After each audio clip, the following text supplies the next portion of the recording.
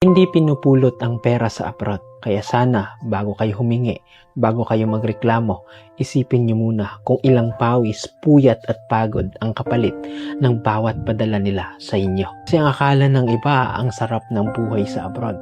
Akala nila basta nasa ibang bansa, mayaman na. Pero ang totoo, maraming OFW ang halos walang tulog, nagtitipid at minsan kumakain ng tinapay araw-araw para lang may maipadala sa pamilya. Kasi yung perang pinapadala ni mama o papa, hindi yan basta numero sa GCash o remittance. Yan ang kabayaran ng mga gabing hindi sila makatulog sa homesick. Ng mga araw na gusto nilang umuwi pero pinipilit pa rin nilang magtiis para lang may maibigay sa inyo. Kasi minsan hindi nyo alam, habang nag-aabang kayo ng padala, si mama pala umiiyak. Kasi ang budget niya kulang na ulit. Si papa nag-o-overtime kahit masakit.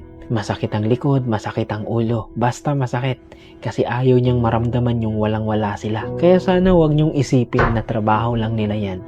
Kasi bawat padala may kasamang sakit sa katawan at minsan sakit sa loob. At ito yung totoo, hindi lahat gustong mapalayo sa inyo.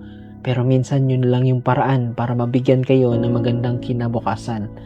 At kung di mo man sila nakikita araw-araw, tandaan mo, araw-araw ikaw pa rin ang iniisip nila. Kasi guys, hindi pinupulot ang pera sa abroad. Kaya sana huwag nyo ring sayangin yung pinaghirapan nilang ipunin.